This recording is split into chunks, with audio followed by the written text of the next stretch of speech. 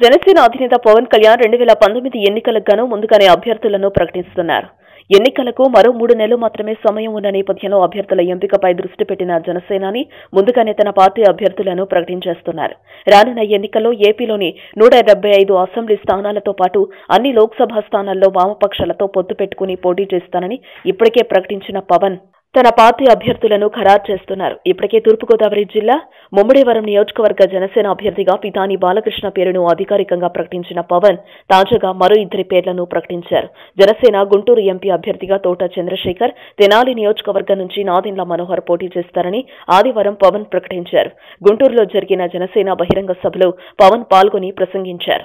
ఈ సందర్భంగా వారిద్దరి పేర్లను ప్రకటించారు. అయితే ఇది ఇటీవల టీడీపీ నుంచి జనసేనలో చేరిన రావెల కిషోర్ బాబును షాక్కి గురిచేసింది.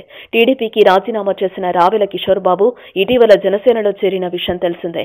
గత ఎన్నికల్లో పత్తిపాడు నియోజకవర్గం నుంచి టీడీపీ తరపున ఎమ్మెల్యేగా గెలిచిన రావెల వచ్చే ఎన్నికల్లో టీడీపీలో ఉన్న టికెట్ దక్కదనే కారణంతో జనసేనలో చేరారు.